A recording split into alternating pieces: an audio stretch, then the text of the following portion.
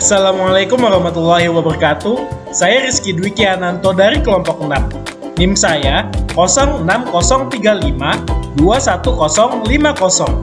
Kenalkan, nama saya Nisa Putri Damayanti. Saya dari kelompok 6 dengan nomor NIM 0603521073. Nama saya Yolanda Anissa Rizkita dari kelompok 6. NIM saya 0603521069. Saya Ali Saufanaila dengan NIM 0603521072. Saya Ajeng Roro Sabrina Mazai Pramana Putri, NIM 0603521071 dari kelompok 6. Aliran humanistik adalah aliran psikologi yang muncul tahun 1950-an sebagai reaksi terhadap behaviorisme dan psikoanalisis. Aliran ini secara eksplisit memberikan perhatian pada dimensi manusia dari psikologi dan konteks manusia dalam pengembangan teori psikologis. Aliran humanistik ini lebih memandang manusia sebagai pribadi yang unik atau kreatif dan dapat mengembangkan dirinya ke yang lebih baik lagi sesuai dengan kemampuannya dan cenderung punya pandangan yang segar tentang manusia.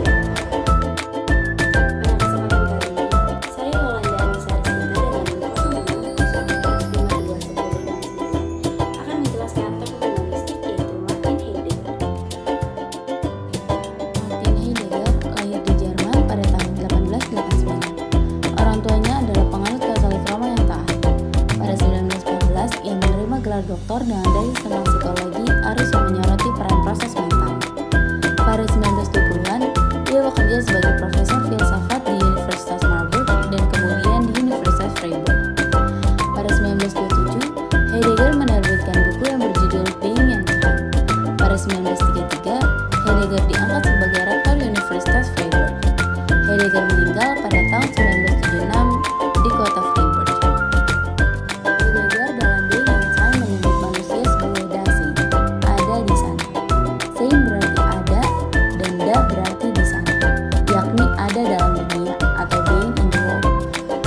Berbeda dengan bumi.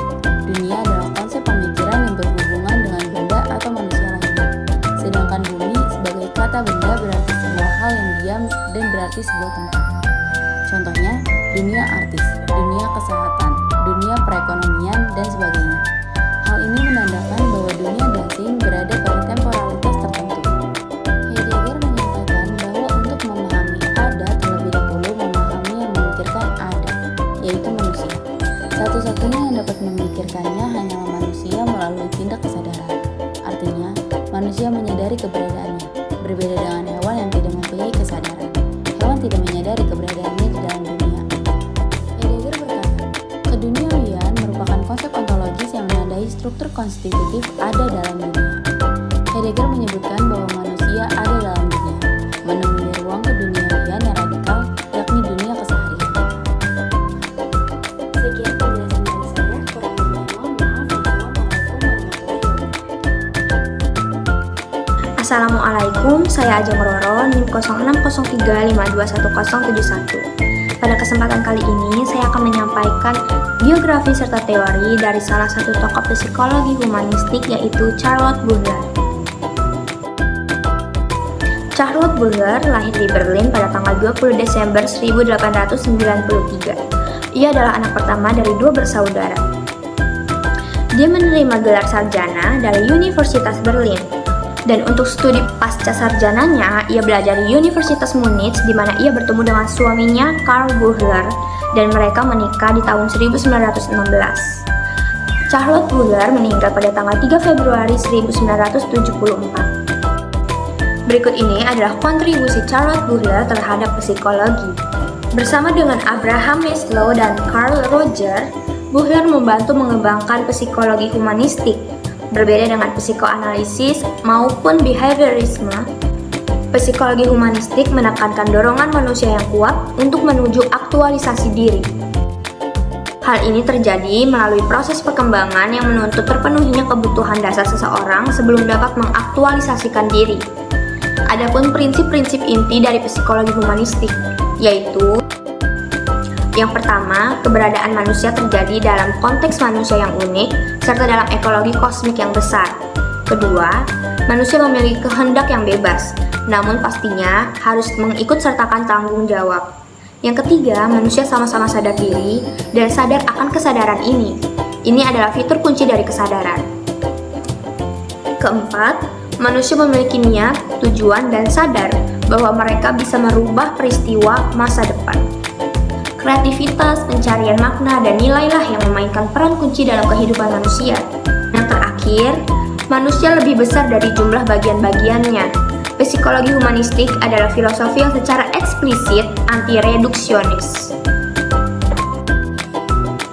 Menurut teori Buhler, tujuan real atau nyata dari manusia adalah pemenuhan yang dapat mereka capai dengan pencapaian atau prestasi dalam diri mereka di dunia. Kecenderungan dasar manusia adalah aktualisasi diri atau realisasi diri, sehingga pengalaman puncak dari kehidupan muncul melalui kreativitas.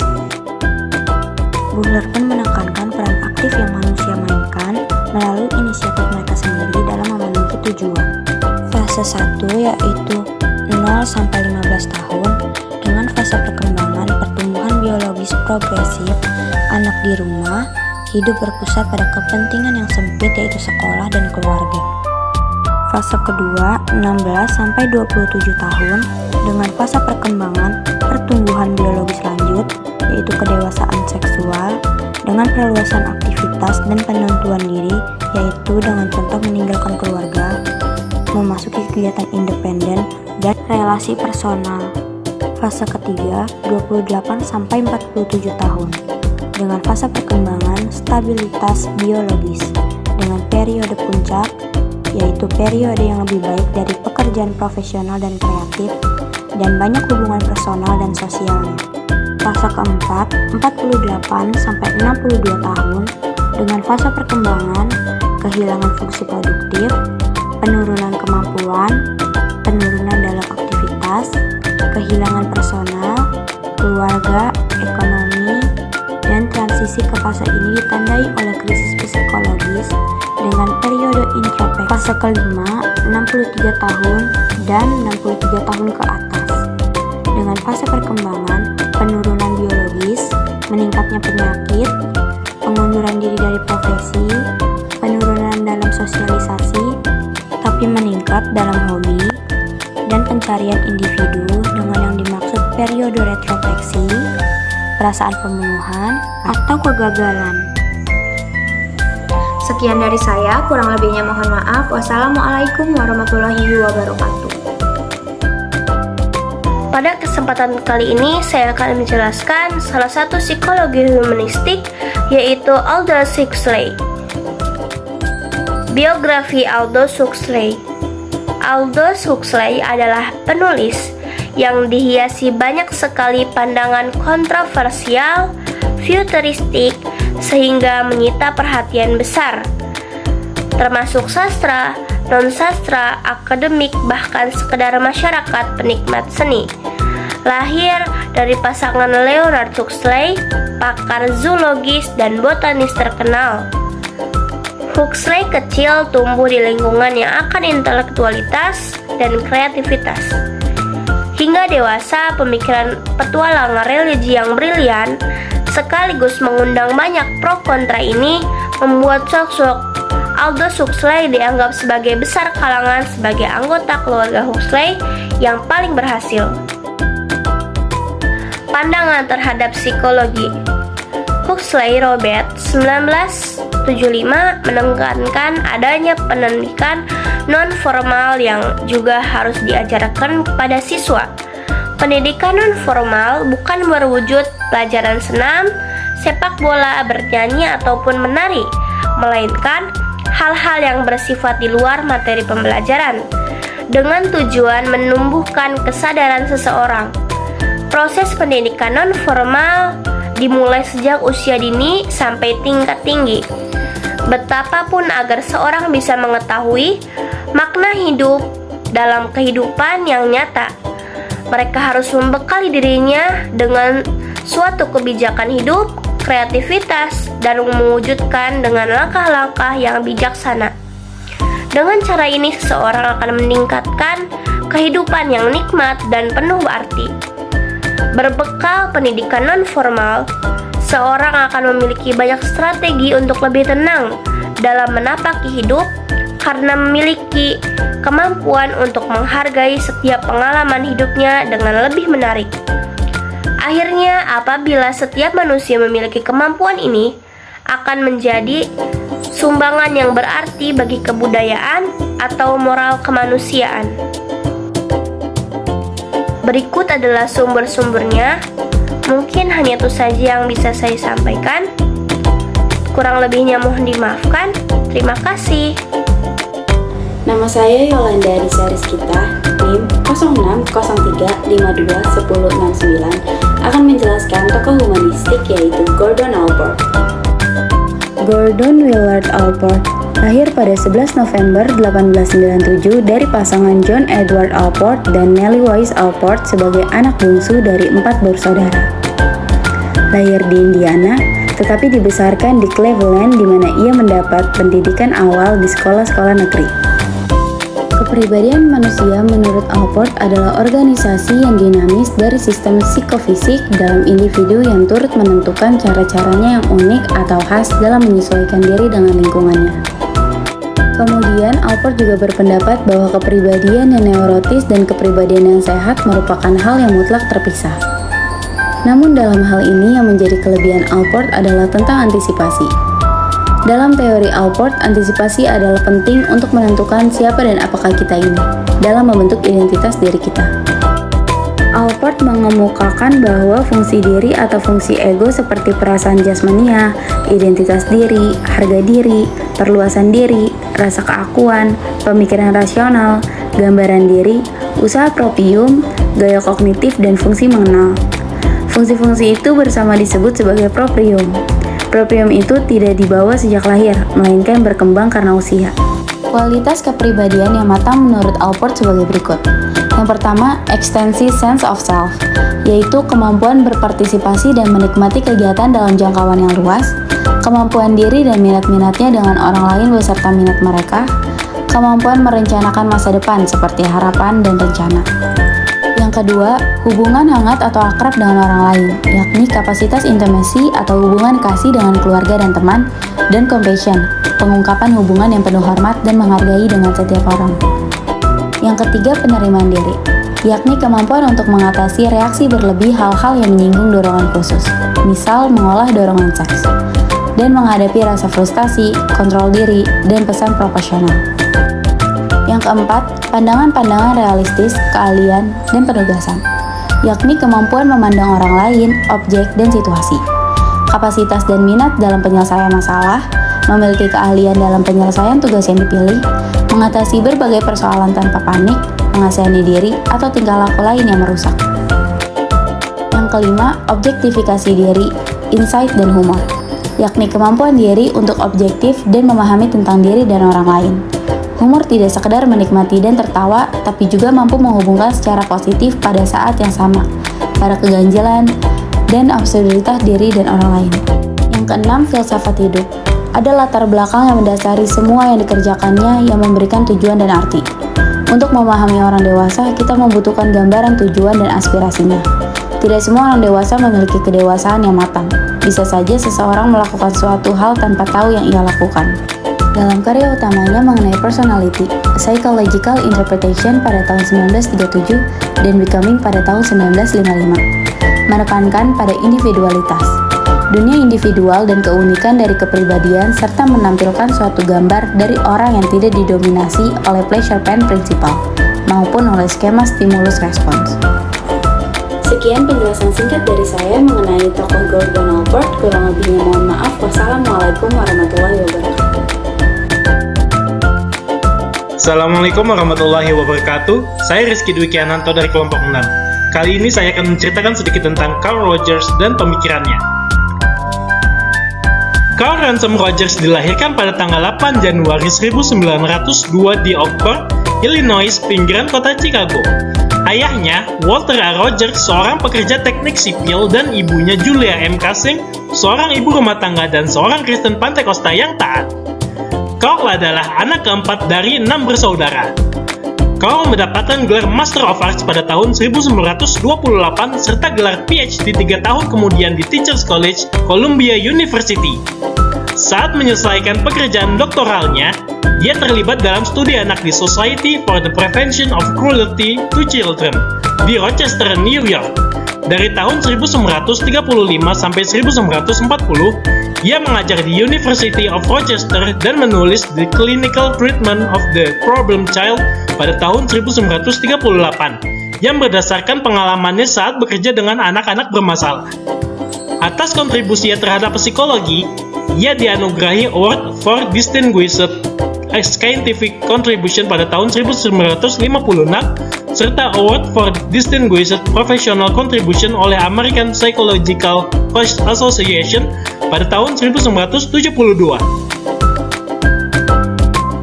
Client-centered therapy sering juga disebut dengan psikoterapi non-direktif, yaitu suatu metode perawatan psikis yang dilakukan dengan cara berdialog antara konselor dengan klien agar tercapai gambaran yang serasi antara ideal self, diri klien yang ideal, dengan actual self, diri klien sesuai kenyataan yang sebenarnya. Teknik client-centered therapy. Terapis mulai dengan menjelaskan sifat wawancara. Tanggung jawab untuk memecahkan masalah berada di tangan klien. Ia bebas untuk keluar kapan saja dan menentukan apakah ia kembali atau tidak. Hubungan antara klien dan terapis bersifat pribadi dan rahasia. Klien bebas berbicara tentang hal-hal yang sangat pribadi tanpa merasa takut dicela atau dibocorkan kepada orang lain. Karena situasi ini telah terstruktur, klien dapat berbicara sebanyak-banyaknya. Pada terapi ini, terapis adalah pendengar yang penuh perhatian dan sabar. Jika klien berhenti berbicara, terapis akan mengetahui dan menerima perasaan yang diekspresikan oleh klien.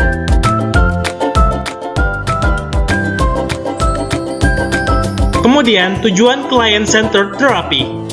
Tujuan terapi dalam konsep Rogers adalah membentuk individu yang secara utuh berfungsi atau fully functioning person. Definisi fully functioning person adalah orang yang mampu mengalami secara utuh hal yang dirasakan dan mempersilahkan kesadaran mengiringi secara bebas hal-hal yang dialami. Berikut ciri orang yang berfungsi secara penuh. Yang pertama adalah memiliki sikap terbuka terhadap pengalaman, kemudian kehidupan eksistensial dan yang tumbuh kembang, kemudian pertumbuhan kepercayaan terhadap diri dan pribadi, lalu kebebasan memilih, kemudian munculnya kreativitas, lalu sikap konstruktif, dan terakhir kehidupan yang utuh. Sekian dari saya, mohon maaf bila ada salah kata. Terima kasih.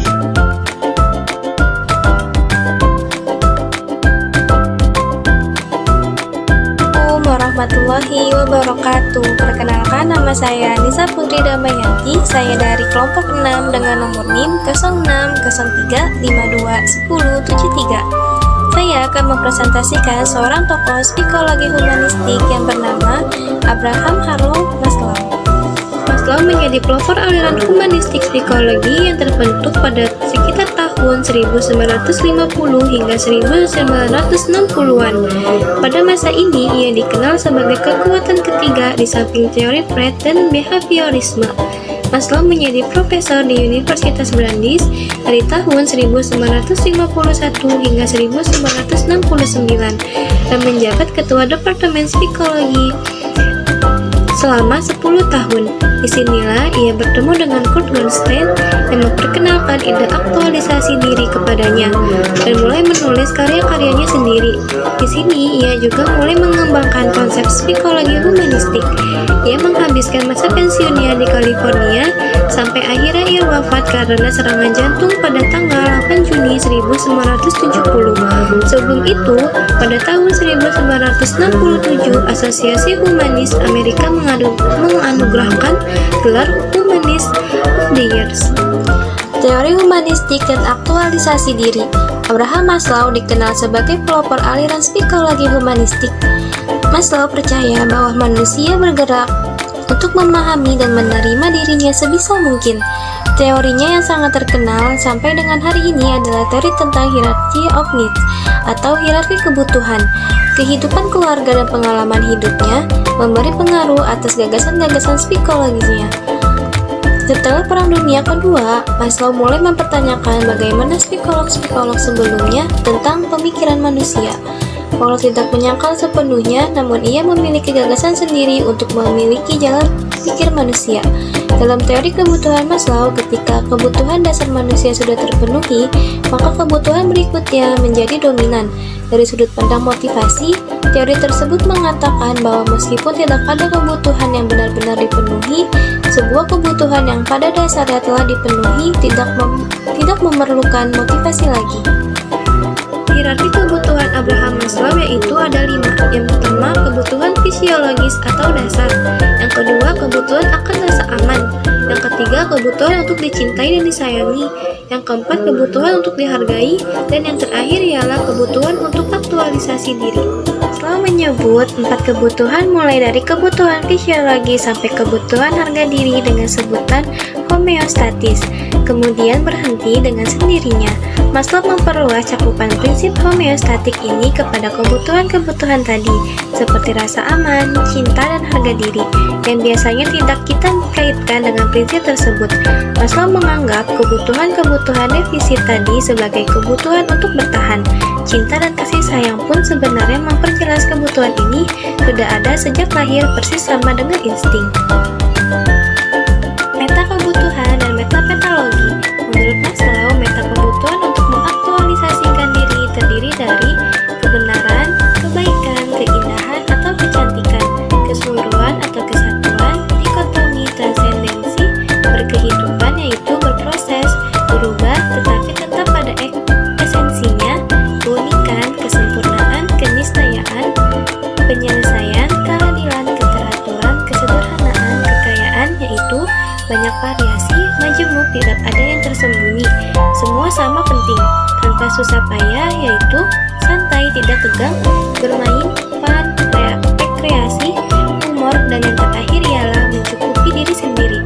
Sedangkan metapatologi, jika berbagai meta kebutuhan tidak terpenuhi, maka akan terjadi metapatologi seperti yang pertama, apatisme, yang kedua kebosanan, yang ketiga putus asa, yang keempat tidak punya rasa humor lagi, yang kelima keterasingan, yang keenam mementingkan diri sendiri, dan yang ketujuh kehilangan selera dan sebagainya.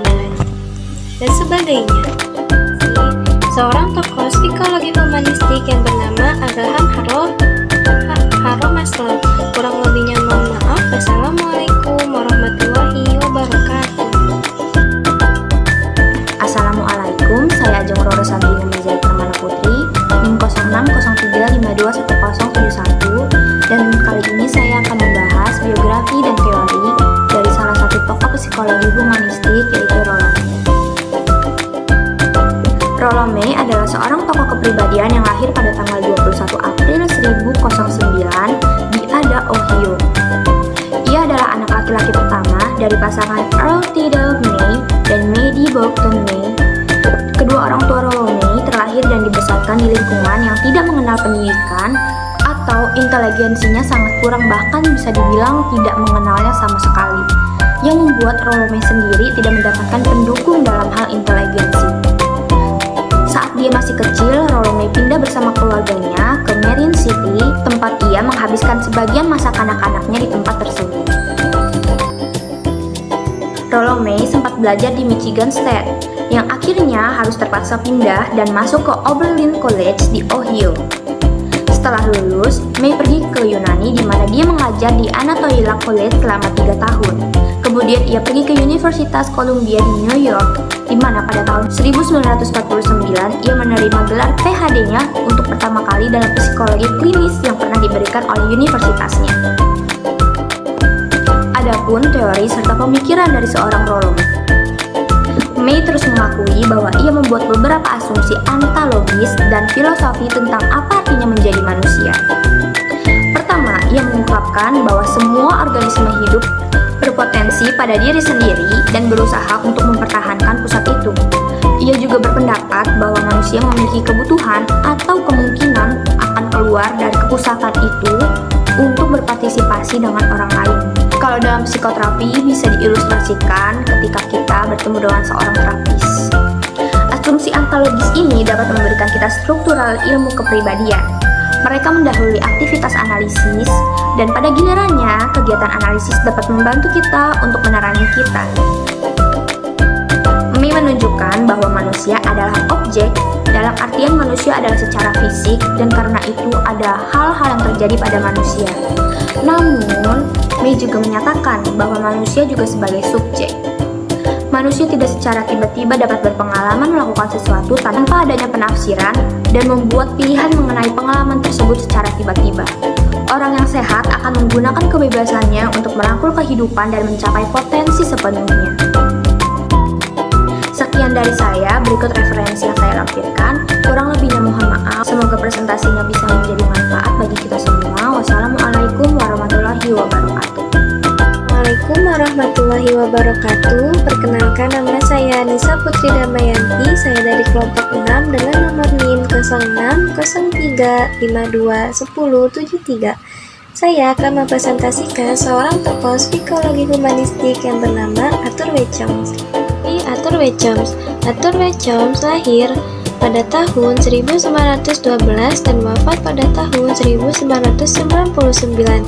Adalah seorang pendidik atau psikolog yang memulai karir akademis sekolah profesor ilmu biologi dan Ohio pada tahun 1935 hingga 1941. Ia menerima gelar Magister Akademik dalam konseling sekolah di The Ohio State University pada tahun 1941 dan diterima di program doktor dalam psikologi klinis pada lembaga di mana Charles Roger menjabat sebagai guru dan mentor. Dia menyelesaikan gelar doktor pada tahun 1945. Arthur W. Chomsky memulai karir profesionalnya di Sekolah Umum Alliance, Ohio pada tahun 1935. Untuk meningkatkan keahliannya dalam membantu siswa, ia mencari gelar doktor di klinis psikologi di negara bagian Ohio dan menghabiskan 10 tahun berikutnya untuk mengoperasikan klinik dan pelatihan siswa dan konseling psikologi di Syracuse University dan psikoterapi. Pada tahun 1949, ia terpilih sebagai presiden Asosiasi Psikologi di New York dan pada tahun yang sama ia turut menulis yaitu The Donald Elsing, Pelaku Individu, Kerangka Kerja Baru untuk Psikologi. Buku ini menyajikan suatu kerangka komprehensif dan sistematis untuk membuat rasa terbaik dari pengalaman manusia, perilaku, dan hubungan antar keduanya. Karya-karya Arthur W. Chomsky yang pertama ialah Myth in Education, Belief that Hinder Progress and Their Alternative, yaitu mitos dalam kepercayaan yang dapat menghambat kemajuan pendidikan dan alternatif mereka. Yang kedua ialah Myth in Education, mitos dalam pendidikan. Yang ketiga ialah Myth and Symbol in Indian Art and Civilization, yaitu mitos dan simbol-simbol dalam seni dan peradaban Indian. Belajar menurut Arthur W. Chomsky bersama dengan Donald Singh pada tahun 1904 hingga 1967, mereka mencurahkan banyak perhatian pada dunia pendidikan. Meaning, yang artinya makna atau arti adalah konsep dasar yang sering digunakan. Belajar terjadi bila mempunyai arti bagi individu. Guru tidak bisa memaksakan materi yang tidak disukai atau tidak relevan dengan kehidupan mereka.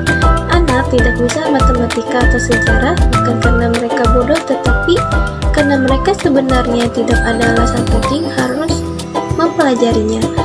Perilaku buruk itu sesungguhnya tak lain hanyalah dari ketidakmauan seseorang untuk melakukan sesuatu yang tidak akan memberikan keputusan baginya.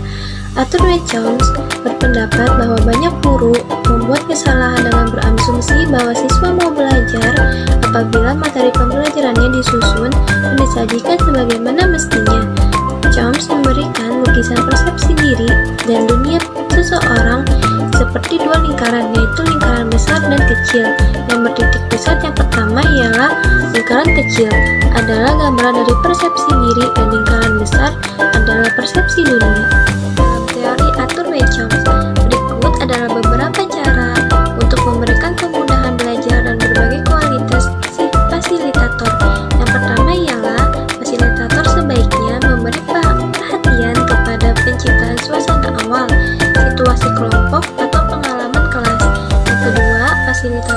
waktu untuk memperoleh dan memperjelas tujuan-tujuan perorangan di dalam kelas dan juga tujuan-tujuan kelompok yang bersifat umum.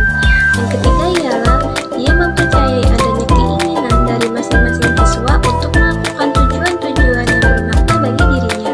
Siswa menurut teori Arthur Jones. Dalam teori Jones, peranan siswa lebih dominan karena guru terfokus pada fasilitator yang coba memberikan arahan kepada siswa. Tujuan pembelajaran lebih kepada proses belajarnya daripada hasil belajar. Adapun proses yang umumnya dilalui adalah yang pertama, merumuskan tujuan belajar. Yang kedua, mengusahakan partisipasi. Assalamualaikum warahmatullahi wabarakatuh. Saya Rizky Dwi Kananto dari kelompok 6. Kali ini saya akan menceritakan sedikit tentang David Alan Colt dan pemikirannya. David Alan Colt lahir pada 12 Desember 1939 di Moline, Illinois. Ia adalah seorang ahli teori pendidikan Amerika Serikat yang minat dan publikasinya berfokus pada pembelajaran pengalaman, perubahan individu dan sosial, pengembangan karir, dan pendidikan eksekutif dan profesional. Dia adalah pendiri dan ketua Experience-Based Learning System dan Profesor Emeritus Organizational Behavior di Weatherhead School of Management, Case Western Reserve University, Cleveland, Ohio. Colt memperoleh gelar sarjana dari Knox College pada tahun 1961 dan gelar Master of Arts dan PhD dari Harvard University pada tahun 1964 dan 1967. Pemikiran Colt. Dalam pemikirannya, Colt mendefinisikan belajar sebagai proses di mana pengetahuan diciptakan melalui transformasi pengalaman. Pengetahuan dianggap sebagai perpaduan antara memahami dan mentransformasi pengalaman. Experiential Learning Theory kemudian menjadi dasar model pembelajaran experiential learning yang menekankan pada model pembelajaran yang holistik dalam proses belajar. The Experiential Learning Theory. Gaya belajar experiential Colt ditampilkan dalam 4 tahapan siklus belajar di mana pembelajar menyentuh semua dasar. Tahapan yang pertama adalah concert experience yang merupakan tahapan paling awal, yakni seseorang mengalami suatu peristiwa sebagaimana adanya, hanya merasakan, melihat, dan menceritakan kembali peristiwa itu. Dalam tahap ini seseorang belum memiliki kesadaran tentang hakikat peristiwa tersebut dan apa yang sesungguhnya terjadi dan mengapa hal itu terjadi. Kemudian tahapan yang kedua adalah reflection observation.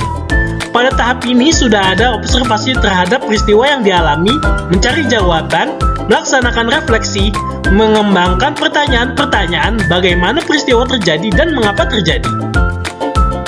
Kemudian yang ketiga adalah abstract conceptualization. Pada tahap ini seseorang sudah berupaya membuat sebuah abstraksi, mengembangkan suatu teori, konsep, prosedur tentang sesuatu yang sedang menjadi objek perhatian. Kemudian yang terakhir adalah active experimentation. Pada tahap ini sudah ada upaya melakukan eksperimen secara aktif dan mampu mengaplikasikan konsep teori ke dalam situasi nyata. Kemudian, gaya belajar David Colt. David Colt mengklasifikasikan gaya belajar seseorang menjadi 4 kategori sebagai berikut. Yang pertama adalah converger. Converger kombinasi dari berpikir dan berbuat atau thinking and doing.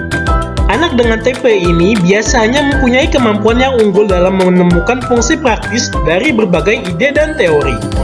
Biasanya, mereka punya kemampuan yang baik dalam pemecahan masalah dan pengambilan keputusan. Mereka juga cenderung lebih menyukai tugas-tugas teknis atau aplikatif daripada masalah sosial atau hubungan antara pribadi. Mereka tertarik pada ilmu pengetahuan alam dan teknik.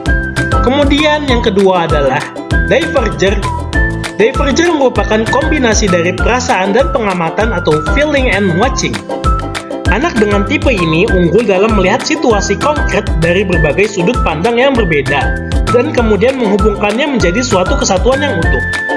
Pendekatannya pada setiap situasi adalah mengamati dan bukan bertindak. Anak dengan tipe ini lebih suka berhubungan dengan manusia dan mereka juga menyukai tugas belajar yang menuntutnya untuk menghasilkan ide-ide atau brainstorming. Mereka lebih suka mendalami bahasa, kesastraan, sejarah, dan ilmu-ilmu sosial lainnya, serta suka sekali mengumpulkan berbagai informasi. Kemudian yang ketiga adalah assimilation. Assimilation adalah kombinasi dari berpikir dan mengamati, atau thinking and watching. Anak dengan tipe ini lebih tertarik pada konsep-konsep yang abstrak. Anak dengan tipe ini tidak terlalu memperhatikan penerapan praksis dari ide-ide mereka, dan mereka juga kurang perhatian pada orang lain. Mereka juga cenderung lebih teoritis. Bidang studi yang diminati adalah bidang keilmuan atau sains dan matematika. Kemudian yang terakhir adalah accommodator. Sekian presentasi dari kelompok kami. Kurang lebihnya mohon maaf. Wassalamualaikum warahmatullahi wabarakatuh.